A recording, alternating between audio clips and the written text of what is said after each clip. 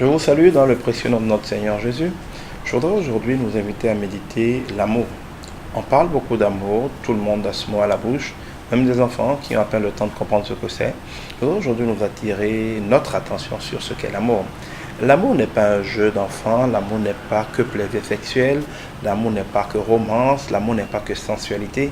On a trop tendance à voir un peu, je dirais, les conséquences, les dérivés, certaines choses qui peuvent découler de l'amour quand il va bien, on les confond à l'amour.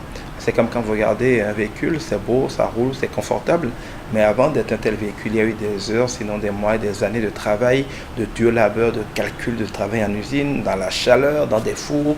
C'est pas si simple que cela et ce qu'on en paye comme prix pour avoir cette voiture le révèle. Si vous avez un jardin qu'il est beau, qu'il est merveilleux, c'est après que des gens aient dessouché, labouré, sarclé, planté, entretenu, arrosé laborieusement plutôt, tous les soirs, et cela parfois au bout de plusieurs semaines, plusieurs mois, qu'on peut avoir un beau jardin. Eh bien, regardez un beau jardin, aller prendre de l'air dedans, passer des moments agréables dedans, c'est bien beau. Mais cela ne devrait pas nous faire croire qu'un jardin, c'est la chose qu'on fait en y passant du bon moment. On passe de bons moments dans un jardin quand on a fini d'avoir un bon jardin. Eh bien, c'est pareil pour l'amour. On passe de bons moments dans l'amour, on jouit de l'amour quand on a fini de construire l'amour. Et beaucoup de gens oublient que l'amour, ça se construit. Je voudrais nous inviter, par la déclinaison un peu des lettres du mot amour, à méditer quelques grands aspects de ce qu'est l'amour. Je propose qu'on commence par le A de l'amour. Le A de l'amour. Je voudrais nous inviter à penser que le A de l'amour nous interpelle à faire attention. Attention. Attention comme du lait sur le feu. Ce n'est pas un jeu. Ça ne vient pas de soi. Ça ne tombe pas par hasard. Cela se construit. Une relation amoureuse ne peut pas être le fruit d'un coup de foudre. On peut se plaire, on peut se désirer instantanément, mais on ne construit pas une relation amoureuse instantanément. Il faut faire attention aux choses. Qui est la personne? Qui est-on soi-même? Qu'est-ce qu'on veut? Comment on fonctionne? Quelles sont nos qualités? Quels sont nos défauts? Quelle est notre éducation? Quelles sont nos vraies valeurs? Quelle est notre intégrité? Quelles sont vraiment nos motivations dans la relation? Il y a tellement de choses auxquelles il faut faire attention. Attention avant d'être ensemble, attention quand on est ensemble, attention tout le temps, attention quand il y a des crises. On gère des relations amoureuses comme du lait sur le feu. À tout moment, il peut y avoir des problèmes. Il faut choisir de les gérer. Il faut choisir de les régler. Il faut choisir de trouver une solution. En tout cas, il faut faire attention. Ce n'est pas quelque chose qui vient sans y faire attention. L'amour véritable ne coule jamais de soi. C'est un sacrifice, c'est un défi tous les jours. Ce n'est pas toujours des sacrifices douloureux. Quand on le veut, quand on est humble, c'est des sacrifices qui peuvent se faire de manière assez simple, mais il faut choisir de les faire. Il faut donc faire attention. Donc, le A de l'amour nous invite à faire attention. Ce n'est pas un jeu, on peut s'y brûler et on s'y brûle très souvent. Deuxième chose dans l'amour, je vous invite à regarder M. M pour mourir. Ah, qu'est-ce que mourir vient chercher dans l'amour? Eh bien, il ne peut pas y avoir d'amour sans mourir. Jésus est amour, Dieu est amour. Il nous dit que personne ne peut jouir de lui, ne peut le suivre dans l'amour s'il ne prend pas sa croix et s'il ne meurt pas un peu tous les jours. C'est pareil dans l'amour. Quand vous êtes seul, vous êtes qui vous êtes avec vos caprices, vos goûts, vos envies, vous considérez telle chose normale et telle chose pas normale. À la limite, quand vous êtes avec vos frères, vos soeurs, vos parents, vous êtes à peu près dans le même monde puisque c'est vos parents qui vous ont appris à considérer telle chose comme normale ou pas. Donc quand vous êtes en famille, quand vous êtes dans votre milieu naturel, vos normes sont à peu près celles de ceux qui vous entourent. Donc il n'y a pas de grand problème. Et quand vous rencontrez une personne qui généralement vous attire parce qu'elle est différente de vous, si vous n'êtes pas amoureux de vos frères, de vos soeurs, c'est parce que normalement ils sont comme vous.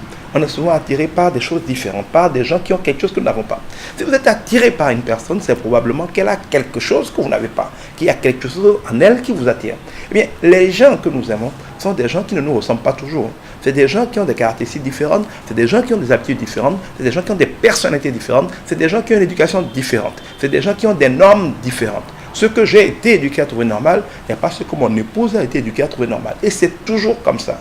Chaque famille et son éducation, ses référentiels, ses normes.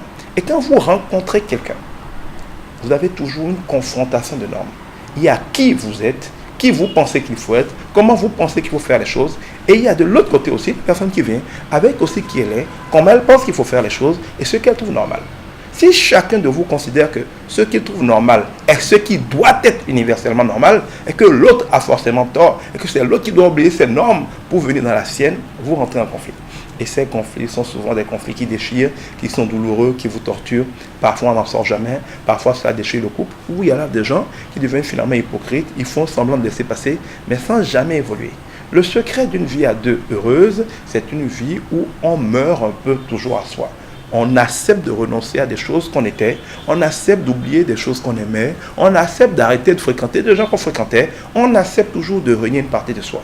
Si vous n'êtes pas prêt à laisser mourir une partie du célibataire que vous êtes, il vous est impossible de construire un couple heureux. Un couple heureux, c'est une personne formée par deux personnes. Mais comme les deux personnes, la Bible dit que l'homme quittera son père et sa mère et s'attachera à sa femme pour que les deux ne fassent un. Pas pour que les deux fassent deux. Donc il y a 1 plus 1, Dieu dit que ça fait 1. Comment 1 plus 1 font 1 au lieu de faire 2? C'est parce qu'il y a un qui meurt. Mais pour que ce ne soit pas l'un qui meurt et que l'autre reste seul, ce n'est pas le but. Pour que les deux soient là alors que 1 est mort, c'est que le 1 initial doit accepter de laisser mourir la moitié de lui. Le 1 de l'autre côté doit laisser mourir la moitié de lui. Donc on a deux moitiés qui se retrouvent pour former un nouvel ensemble. Deux moitiés ne peuvent pas se retrouver pour former un nouvel ensemble qui va donner 1 si une des moitiés ne veut pas mourir. Avec Dieu, l'amour c'est 1 plus 1 égale à 1. Vous ne pouvez pas vouloir que 1 plus 1 donne 2 et parler d'amour. C'est parce que vous voulez toujours des 1 plus 1, sans que rien ne meure en vous, que vous avez souvent dans vos groupes deux personnes qui sont juste apposées, deux personnes qui cohabitent, deux personnes qui s'affrontent en guerre froide, mais sans qu'il n'y ait jamais un couple d'une personne. Vous devez accepter de mourir avec plaisir, de mourir au quotidien. On ne peut pas s'aimer de plus en plus si individuellement chacun ne meurt pas de plus en plus. Après la mort, il faut s'ouvrir. Le haut de l'amour, c'est pour ouvrir. Trop de gens sont fermés. Trop de gens sont hypocrites. Ils vivent avec quelqu'un et puis ils lui cachent toute leur vie. Ils ont un passé qu'ils ne veulent pas dire, ils ont un présent qu'ils ne veulent pas dire, ils ont une double vie, ils affichent une apparence qui n'est pas vraiment la leur. Il y a des projets dans leur cœur que l'autre ne connaît pas. Je vois des gens qui sont des femmes mariées qui construisent une maison pendant que le marié n'est pas au courant. Des hommes mariés qui ont des projets, des activités sans que leur femme soit au courant. Si vous ne vous ouvrez pas, il n'y a pas d'amour. L'amour, c'est deux personnes qui fusionnent. Quand deux choses sont fusionnées, elles sont imbriquées l'une dans l'autre. Il n'y a plus de secret. Si vous êtes ensemble et que tout est secret l'un pour l'autre, si vous estimez que votre salaire, votre conjoint n'a pas à le savoir, votre vie, votre conjoint n'a pas à le savoir, vos amis, votre conjoint n'a pas à le savoir, si vous voulez tout garder pour vous, bien ne vous mariez pas, restez seul. Mais quand on décide de se marier, on fait attention, on meurt à ça, on s'ouvre. Et c'est seulement quand on a fait attention, qu'on est mort à soi, qu'on s'est ouvert, qu'on peut aller au but de l'amour, s'unir. On ne peut pas unir quand on n'a pas fait attention. On ne peut pas unir quand il n'y a pas eu de mort. On ne peut pas unir quand on ne s'est pas ouvert. C'est quand les choses s'ouvrent qu'elles peuvent s'imbriquer afin de maintenant parler d'une union. Si vous ne voulez pas vous ouvrir, comment allez-vous unir deux alliances? Les alliances, c'est bien beau quand les mains sur un doigt, mais les véritables alliances sont imbriquées l'une dans l'autre. Ça suppose qu'à un moment s'ouvre. Si vous êtes fermé, il n'y aura jamais d'amour pour vous. Ouvrez-vous. Si vous n'êtes pas capable de dire la vérité à quelqu'un, c'est que vous ne l'aimez pas. Les gens ne doivent pas vous aimer pour qui vous êtes fait passer pour. Ils doivent vous aimer pour qui vous êtes.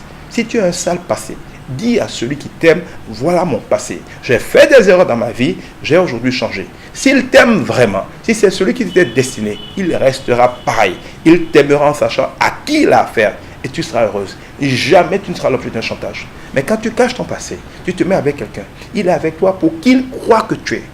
Le jour où quelqu'un lui dira qui tu étais, le jour où il apprendra, et sache qu'il n'y a rien de caché, qu'il n'y a vocation à découvrir. Nous sommes dans un monde de plus en plus terrible avec la technologie, tout se sait. Si tu rentres dans un couple sur le mensonge, toute ta vie tu auras peur, toute ta vie tu seras stressé, parce que tu ne sauras jamais d'où viendra une fuite. Tu ne peux pas hermétiquement protéger une partie de ta vie. La parole de Dieu est claire, il n'y a rien de caché, qui n'ait vocation à découvrir.